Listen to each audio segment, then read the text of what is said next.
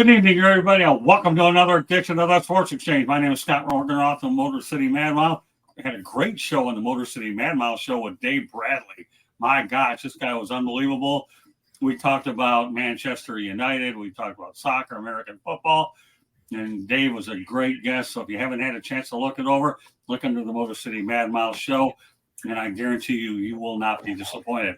Well, let's talk about the Sports Exchange tonight. JB Ellis covered a game last night out in Chicago, and he covered the St. John's DePaul game. He'll get it as a recap in a moment. We're going to talk about some NFL, and we're going to talk about Russell Wilson, and the Florida Panthers made a big trade today. So with that said, let me welcome the crew, my longtime Sports Exchange partner, George Eichhorn. Hey, good to be with you guys tonight. Looking forward to the show. And Jacob Christner. I guess we're going to see you a lot the next couple of days. You better believe you will. And I enjoyed this. And this is the first of a doubleheader of the two straight. And I always enjoy it.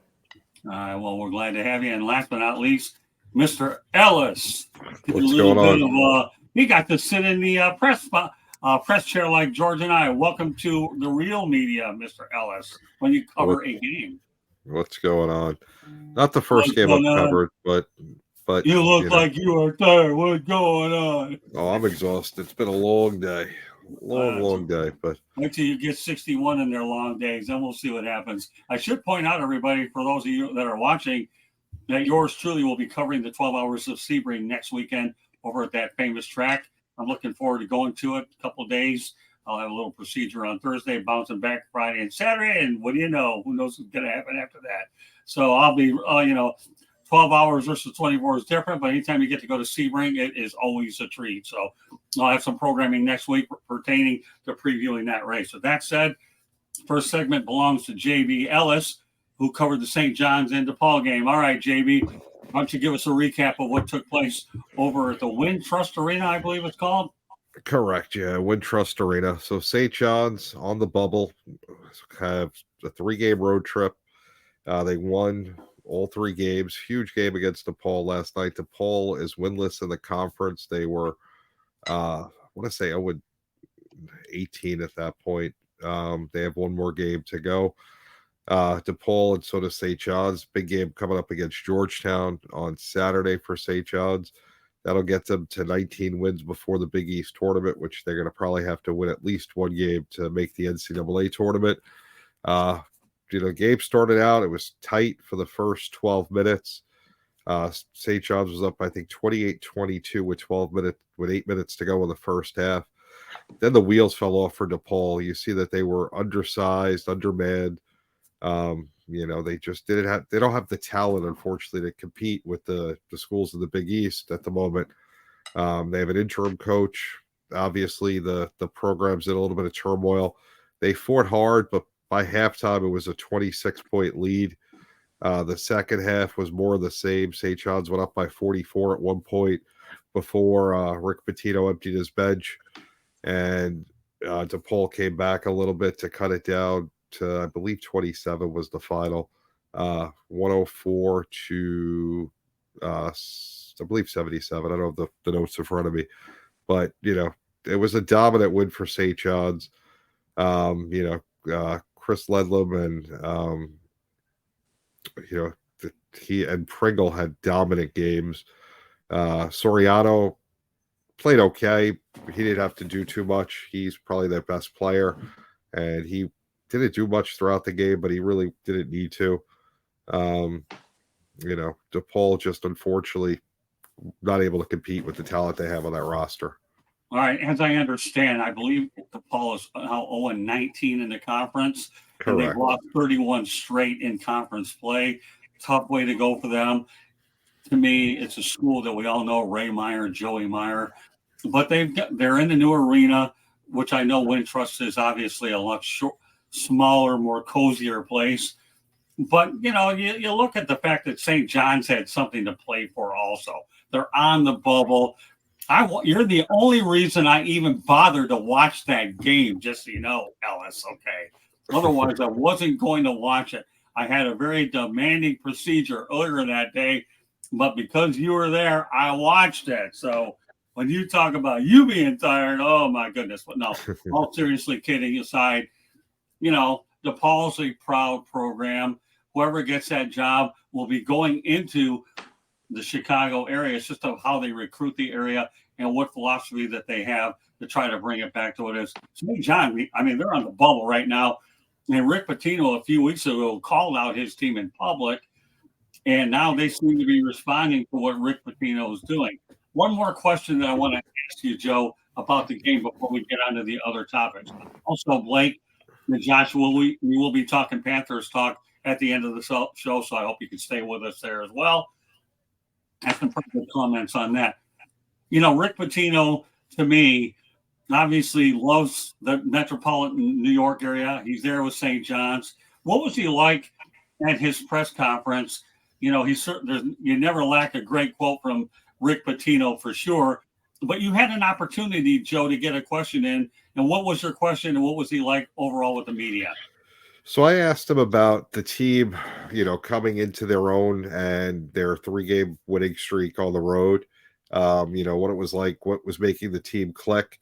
He was really humble. He was happy with the way they were playing offensively. Defensively, he thinks they can do things better. They're not guarding the 3-point line very well at all. Before I got a chance to ask my question, he was very gracious with DePaul. You know, he made it clear that they're going through rough times. He did not want to embarrass them. That wasn't the goal. You know, kind of insinuating they took their foot off the gas the last 10 minutes when they were up by 44, which I completely understand. I mean, to me, to win by 44, 27, 20, it really doesn't make much of a difference in a game like that. And if that makes the difference of making the tournament or not, it's a horrible system. You know, it shouldn't be to punish the team that loses. A win's a win, you know, especially when it was a dominant win, you know, throughout the whole game. Well, in the case of St. John's, there's no way they couldn't score 100. I was watching the game. They were too close to it anyways. They just didn't have to go any higher than they did, like you say, because they took their foot off the gas. So we all know that Rick Pitino's probably been on both sides of it anyhow. So, you know, when you're a coach and you're a veteran coach and you've been on both ends, you can appreciate it. So, you know, it does demonstrate a lot of class. And let's not forget the fact that Rick Pitino did win a national championship at the University of Kentucky. I don't want to get into Louisville stuff because it's irrelevant for this conversation. But, you know, Rick Pitino's team, the fate will be decided in the Big East tournament, which, by the way, you'll be providing us coverage next week. What we're going to be doing, folks, in that scenario is we'll have our 4 people here in the studio, and Joe will go ahead and contact us remotely to give us an update, like a little segment from the Big East tournament next week, and we'll get into more details there. So good work last night, Joe. How did it feel for you finally to be able to sit in my chair, to know that, you know, unlike what you've done in the Super Bowl, where it's a casual interview here, now you find yourself under a lot more pressure, knowing that everything is moving much quicker, a much faster pace from what you're doing compared to what you were, I feel like yesterday, you were a fish out of water yesterday for the first time, and you only get better with more games. But how did you feel? Yeah, I was really comfortable. I mean, you know, just observing everything around me. It's basketball. You know, I know enough about basketball to understand the game. I know the St. John's team pretty well. DePaul, I don't know as well as I should, but you know, they didn't have much to talk about, unfortunately. So hopefully they can rebound well. But you know, I think it's a great experience to be there, and you know, obviously it'll be more and more as time goes on. Well, I mean, we're talking not only about the teams, Joe. We're talking about journalistic experience. Okay, now you're the guy who's the eyes over at the arena, Joe. Okay, where it's up to you to make sure that you send the right message and paint the right picture. Okay, to let people know. And now you're the one doing something that you haven't done a lot, which you know you're going to do a lot more. I'll make darn certain of that, anyways, as we find different assignments along the way. Well, how did it feel for you, where I'm the one who's got to make the decisions about what I'm putting on, and I'll have a lot of time to do it? Let me tell you, Joe, here's what's going to happen. When the time comes that you cover a spring training game, I'll tell you what, okay, you'll be the most humbled individual on the planet, because when plan A and B don't work out, then you're going to be scrambling for C, D, and E. But let's keep the focus on what you had done yesterday, knowing that now you are the point man, okay? about what you had to do at a much quicker pace. You know, I mean, it's natural. I'm used to adversity and thinking on my feet. It's, you know, just the new challenge of a new day. Okay, fair enough. Let's go to the chat room. Panthers are wild here in this chat room, and we'll start with Blake. Okay, let's go Panthers. Blake, stick around, and Josh, stick around. We'll be talking about Tarasenko, the last topic of the night. And yes, Tarasenko is the name of the game. And hello, guys. Hello, Ralph Williams. Good stuff. All right, we'll go on to a couple of NFL topics. Custom survey from Nielson, and the NFL reveals the Super Bowl 58 reached an estimated 210 million viewers. And that story in the 224 version of the Tribune. All right, we'll start where we left off, and that's Joe Ellis. What are your thoughts about those numbers? Listen, you know, the numbers are crazy. It's just one of those things where they just keep going up, and, you know, it's wild to think. Okay, George? Well, yeah, I mean, you know, this is America's pastime. Let's face it. This is one of the best days of the year for a sports fan, especially those that are football fans. And it's not surprising to me because you had a great storyline going there with San Francisco and Kansas City, and both the teams that a lot of the experts picked would be in the championship game turned out that way. Obviously, the Lions lost out, and you know, other good teams weren't there, Baltimore included. They had good seasons, but no, it doesn't surprise me in the least because the Super Bowl is such a ratings hog, and the sky's the limit. I think that things will just continue to grow. I mean, the league is very popular all over, and you had two good teams playing. Scott, Jacob? Oh yeah, one of the things I always looked at something like this was you're gonna have those kind of games. Some of them are really bad. I still remember the Rams and the Patriots, which I thought would be an absolute zoom, was 13-3. So you just get those boring games, then you get these ones, which was good from the shot. It was great for the 2 weeks, and you just had a really nice game. And I'll tell you, both guys played well. You had Brock Purdy absolutely sticking with the greatest quarterback in the league. Stay with him for a young guy like that. That's wonderful. It wasn't a bad game. Nothing really happened, and everybody had to enjoy it. It was like, and it went all the way to the end. And that's the most you can think of it, you know? The only thing I'll add to this whole thing is, number one, you had 210 million viewers. But you also had a lot of people watching those expensive ads. And you know who got fat with those ads? You got 210 million people watching. And I'm not getting into what the ads cost are, but I would say the advertisers definitely got their money's worth with that number. Let me go over some company stuff while I may. Just so everybody knows, the Sports Exchange being broadcast around the world. The audio version of the Sports Exchange can be heard on iHeartRadio, Apple, Spotify, Google, wherever you get your podcasts. So there you have it. Also, please hit the red subscribe button on YouTube, South Florida Tribune. We're striving for more subscribers. Please also comment, like, share the broadcast. Great activity in the chat room tonight. I love it. Had some good activity when Dave Bradley was on as well. Want to be a guest? Chat room is one way to do it, or send your topic ideas, southfloridatribune@gmail.com. Also, if you want to advertise cost efficiently, give me a call, 954-304-4941. Yes, we do broadcast live on Facebook, LinkedIn, Twitter, and YouTube. I'll go over more information afterwards, more NFL conversation. The NFL announces the 2024 salary cap at $255.4 million per club. All right, you know what, George? Does it matter how much money that the clubs are going to get? Yeah, it does matter. I mean, you got capologists on every team, multiple guys that and ladies that know the salary cap and how to maneuver it, and dead money versus real money, and all that fun stuff that goes with it. So I'll tell you what, you know, I think that was met with really good enthusiasm when the cap was expanded. I think that they realized that costs are going up all around, and players are demanding more, agents are demanding more money, but it takes a lot of money to run a franchise. I think the league is realizing that, you know, that cap had to be higher. Now, that being said, you don't just throw money away.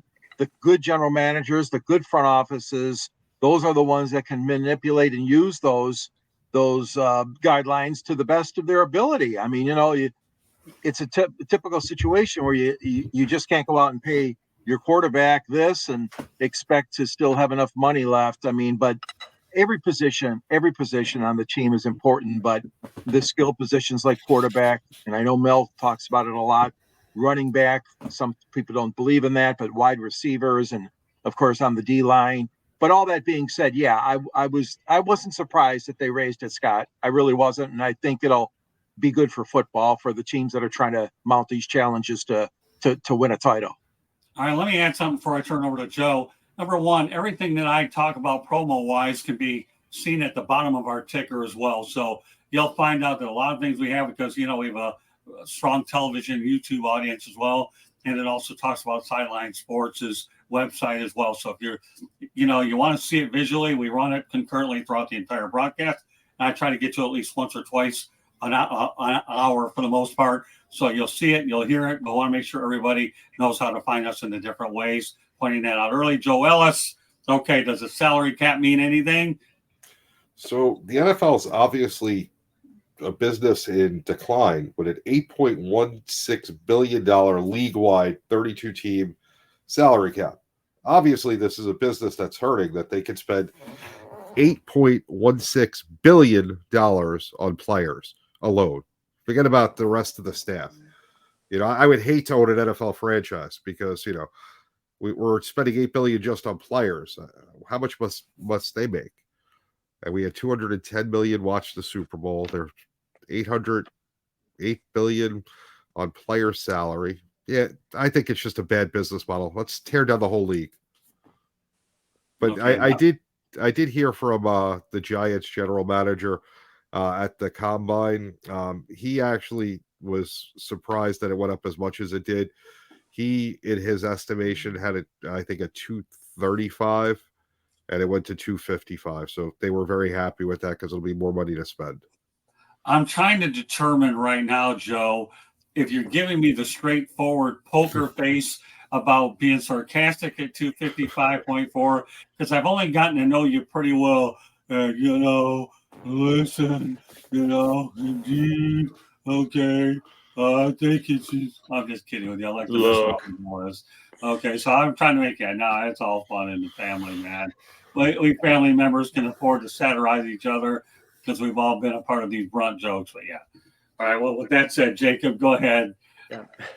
Well, the thing is, like we said, 255 million. You want to know what these are for, don't you? They're aiming to try to save the really stupid teams, like say Denver. Who basically right now has to pay 85 million in dead cap, which all 32 teams, other than the team. Okay, I'll just say this: other than the teams that already have their quarterbacks, there's some of these teams right now that need. I can name one right now that need to jump in. That we're 1 million. So that, but I'm just saying. But the main thing about it is they're trying to save. I believe they're trying to save some of these teams. New Orleans is another team that has some dead cap problems. There's some other teams that have dead cap problems. I think they're there to save them more than anything else. And then plus the fact a lot of these stars won't just go to LA or New York. A lot of them will go to any part of the country, just depending on which.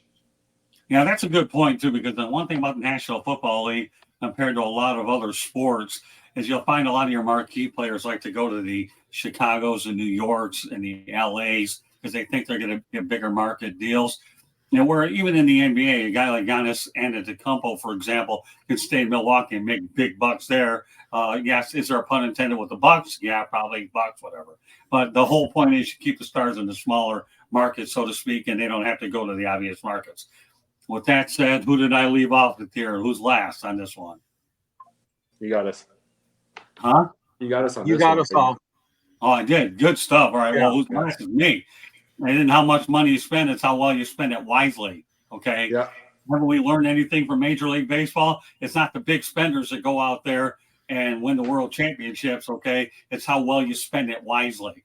Yep. 255 is a nice number, but the reality is you got to make sure that number covers additional players beyond what you have. If you're going to have injuries and whatnot later on. And of course, you also have to factor in your rookie wage scale as well. So, with that said, we're going to be announcing a new segment in a little while, actually right now. Our final topics of the night, since we are a South Florida-based production company, there will be a South Florida topic from one of the 4 major sports every single week beginning tonight. What does that mean for the Panther fans sitting in the chat room? There's only 2 more topics before we talk about the Florida Panthers, so stay with us. All right, but with that said, where will Russell Wilson land? Denver, like Jacob alluded to, there's an $85 million dead cap hit. All right, Jacob, you practically let the cat out of the bag, so where do you think Wilson's going to land? It's just being realistic. Let's just probably say if there's no Kirk Cousins, probably in Minnesota or the Raiders or something. I just want him in Chicago. $1 million. Hello, people. $1 million. Plus, you draft a lower draft quarterback, which is less guaranteed money, so you can go get some real weapons. But the realistic part, since the Bears aren't smart, we'll say the Raiders or the Vikings. All right, I want to bring up Troy Gary's comments here. It's like we're going to have another, not only are we going to have another writer, but you know what, Troy, just with that responsibility of writing, it might end up bringing you on the air sometime. Would you be interested coming on, Troy, to talk about the men's basketball tournament? You have an open invitation. All you got to do is reach out to me, and we'll schedule you. So you're covering the Big Ten Conference Women's Men's Basketball Tournament. I'll write a few articles for the South Florida Tribune. Not only will you do that, you'll be writing it for the Sideline Sports as well, since the 2 of us work well together. So, Troy, looking forward to having you on. I've seen a lot of great things about you. We'll be glad to get you more active with the program. So, all right. So, with that said, Joe, where do you think Russell's going to land? You know, it's just sad what Denver did. And, you know, Russ is going to get paid no matter where he goes. He's going to take the league minimum to play, and he's still going to get paid from Denver. You know, the Giants really don't have a quarterback. So, you know, that's where I would love to see him go. In Chicago, they could have Justin Fields, so they don't need him, and they have the number 1 pick, so they don't need him. The Giants, Yes, we have a guy by the name of Daniel Jones, the guy who's, you know, trips over his own feet. Right. Can't throw the ball to the correct color jersey. You know, he's not very talented. We spent a lot of money on him. You got Russell Wilson for almost nothing, and we can see what a good quarterback can do. And not that he's a great quarterback, because he's really not at this point of his career, but compared to Daniel Jones, he's a Hall of Famer. You know, but then again, you know, most people are Hall of Famers compared to Daniel Jones. Mark Sanchez can be a Hall of Famer compared to Daniel Jones. But now that I lobbied for the Giants to go out and make this move, I don't think he ends up there, because the Giants don't do things in a way where they think outside the box. Everything is very plain. We're going to stay with Daniel Jones till he can't play anymore, and then we're going to get somebody else who's not very good too. But I could see him, you know, Chicago, I think, would probably not do it as well. Minnesota, I think, would be a great fit if Cousins walks, but I don't see him walking there. Maybe the Raiders or New Orleans would be my two choices. All right, George, what about you? Well, I think the Raiders, obviously, and the Vikings you guys have talked about. Pittsburgh's in a situation now with Kenny Pickett. I mean, he's still young and developing, but there are a lot of critics out there, on his back in Pittsburgh.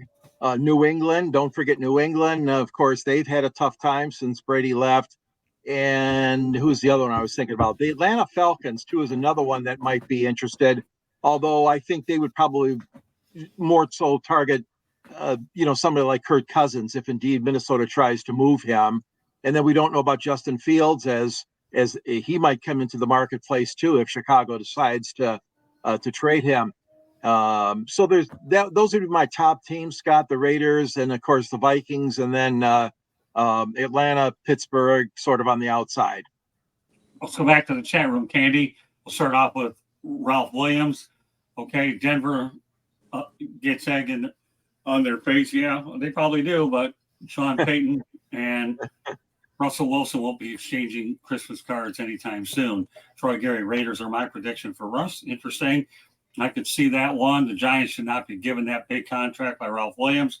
And finally, Mr. Pittsburgh himself, Ralph Williams. Pittsburgh not interested in Wilson. I'll tell you what, I'm going to throw one at you guys that you probably don't think about it. If the Tampa Bay Buccaneers do not re-sign Baker Mayfield, you got a minimum contract walking in there. Don't be surprised if Russell Wilson, okay, could end up in Tampa. That's my wild card. Think about it. Baker Mayfield will not give them a hometown discount. Why not? What's a million? They don't have any comfortable in Kyle Trask, right? A guy that they thought would be the heir apparent. So I think Russell Wilson could be a Tampa Bay Buck. Some of the other picks that you guys have made make a lot of sense, but I'm trying to be different. All right, Jacob, obviously you'll certainly know how to, sign language. So now I'll let you go ahead and transfer that sign language to your mouth. JB, I will give you Justin Fields if you like him so darn much, because I don't want Caleb Williams. I sure as hell don't want him. So it's like you can have Justin. His time is hit in Chicago. That's like I want the $1 million. I want the less guaranteed money on the draft, and I want the weapons.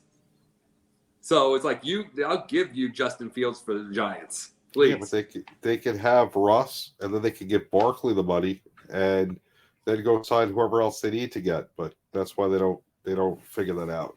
Right. But it is what it is. That's why I'm not a GM. $8.16 billion in wasted money.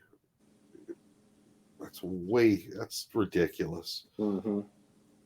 But good for the NFL players. I give them a lot of credit. They take a physical beating.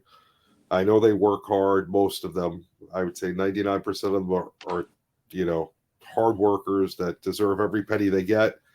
They have a limited career compared to other sports, so good for them. Get every penny they can get, because I'm sure if they're getting $8.16 billion, imagine what the owners are getting.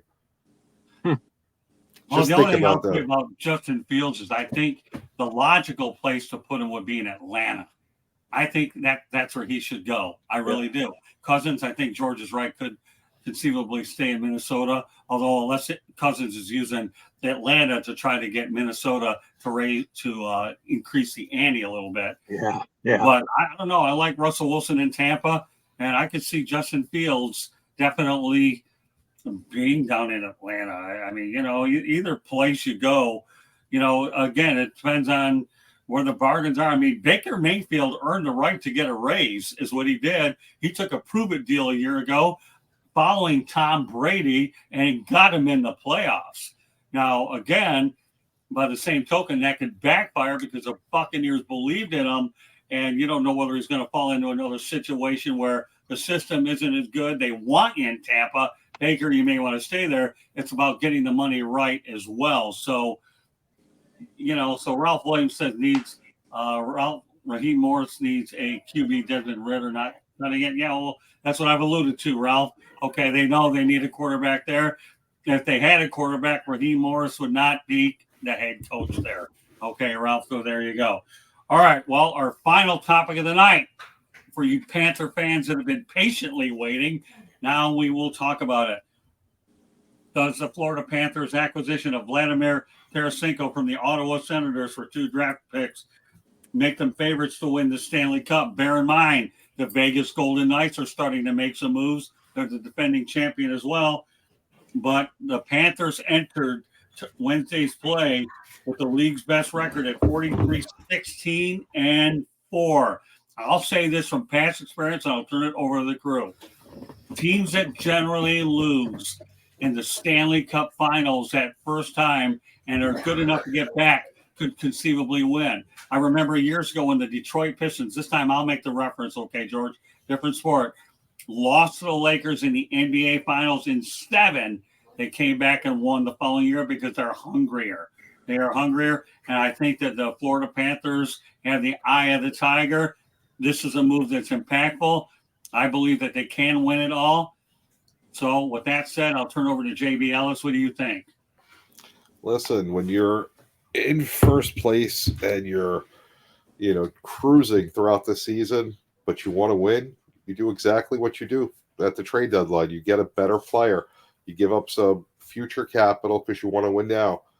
I mean, do they have a chance? They're hungry. They're going to – but the NHL playoffs is one of the greatest playoffs because it comes down to hot goaltending.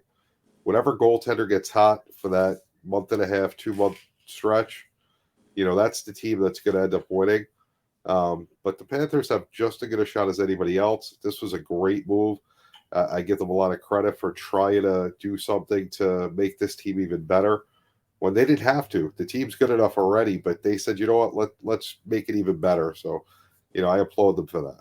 I've never met Bill Zito. I've only heard a lot of things from my colleagues there. One of the most savvy general managers out there. I do believe with Joshua Bernstein that another move is likely on the way. But the one thing that can't be lost sight about with the Panthers is now they've put together 5 good years in a row, and they haven't had that type of sustained success throughout their history. So, you finally have a general manager in place. I think they would have done well with Joel Quenneville had there have not been that controversy there. They picked it up with Andrew Brunette, and then they made the decision to go to Paul Maurice.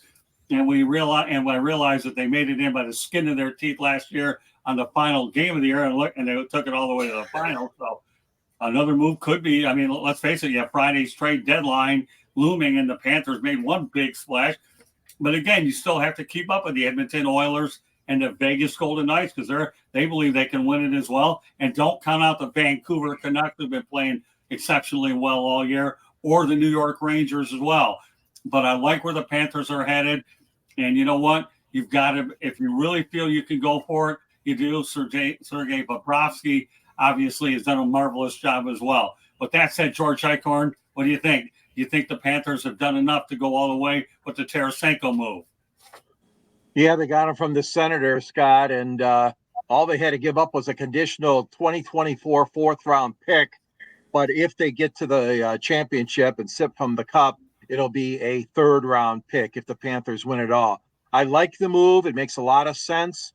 He's a legitimate top 6 winger. He's got tons of playoff experience. Let me throw these numbers out at you guys. So this year, he's got 17 goals and 41 points so far.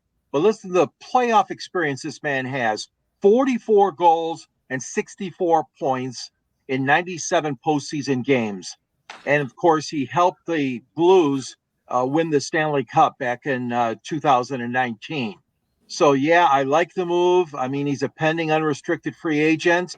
But these kind of moves are made. And obviously, I've seen them over the years. My hometown Red Wings have made these kind of moves. But I agree with you, Scott.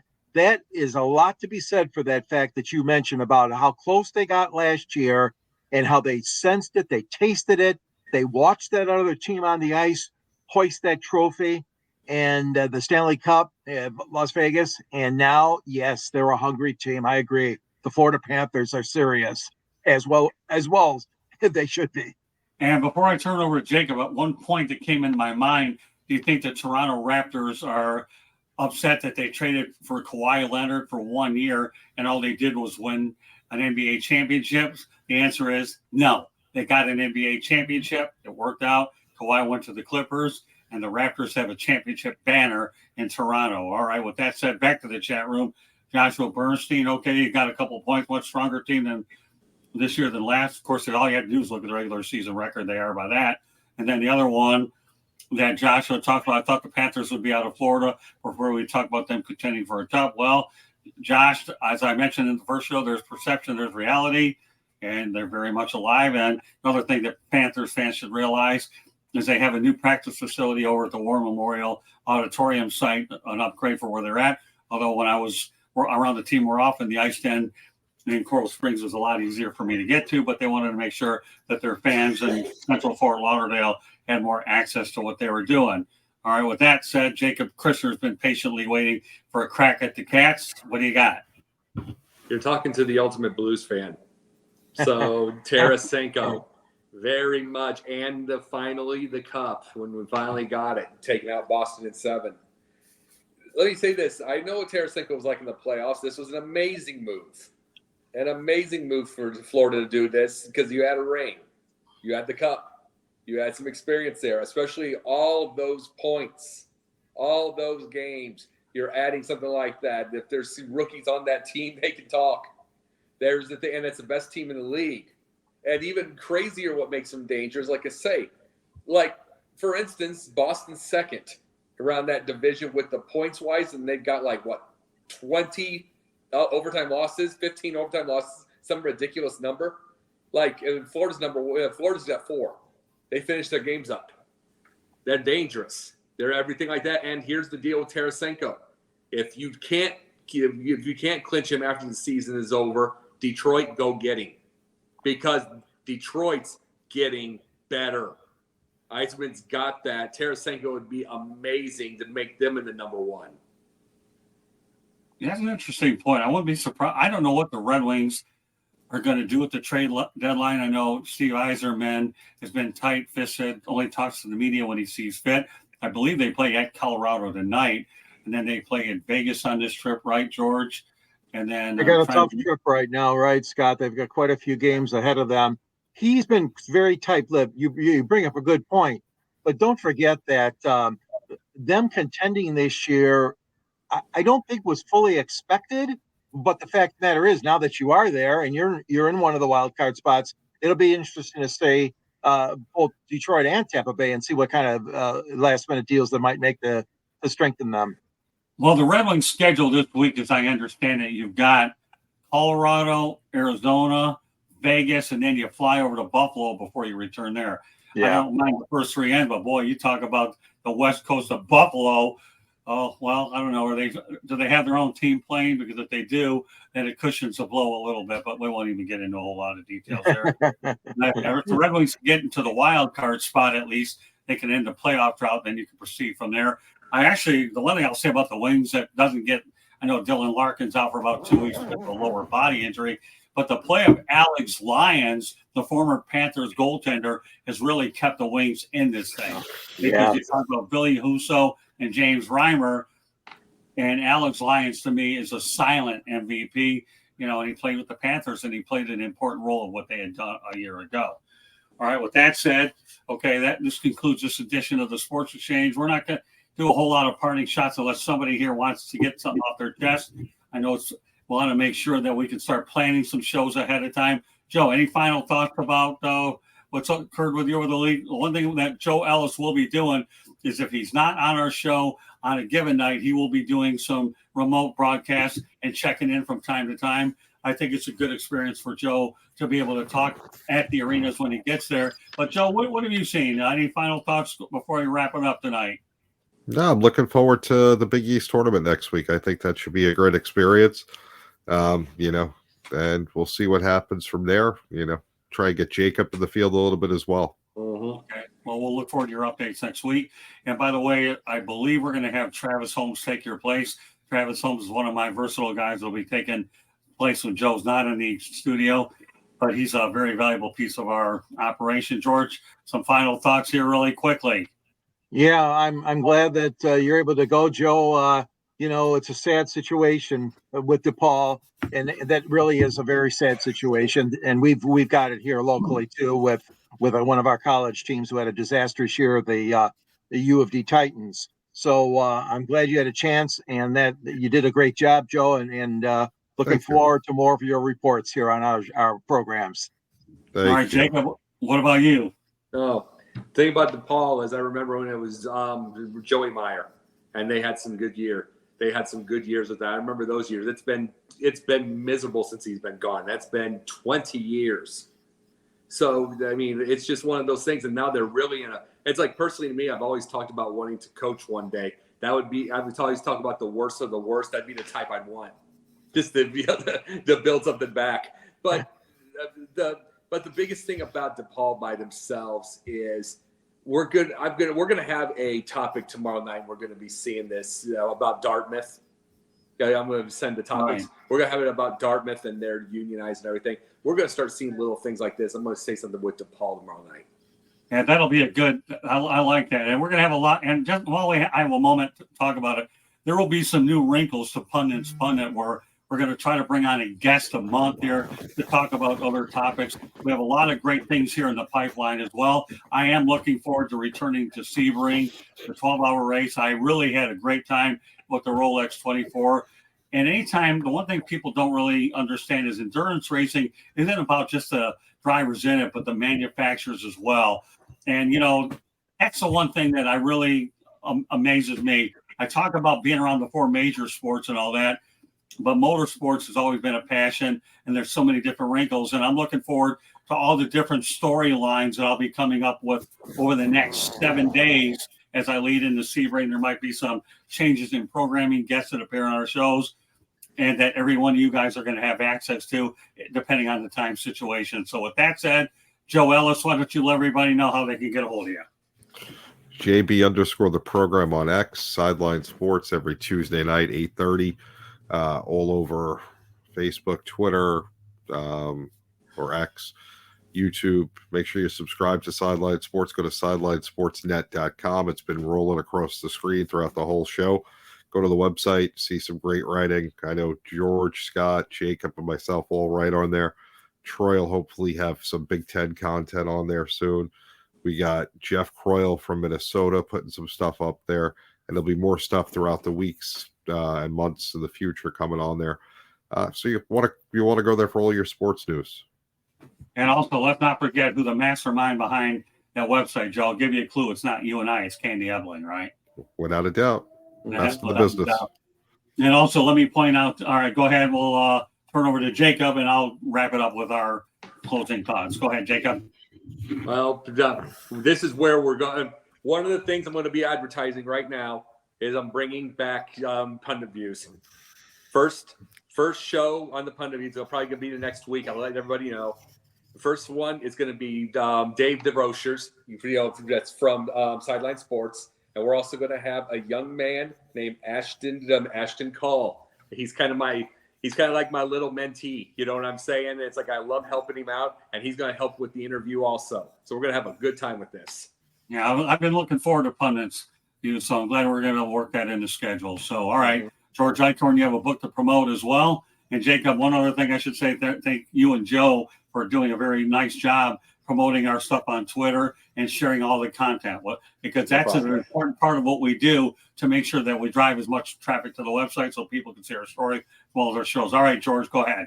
All right. Like Scott mentioned, I got a book called Detroit Sports Broadcasters on the Air.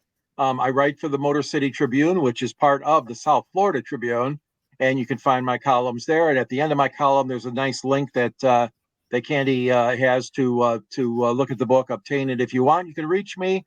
Best way is Yahoo, gicorn@yahoo.com, or on Twitter on SandGSports99. Follow me on LinkedIn and Facebook as well.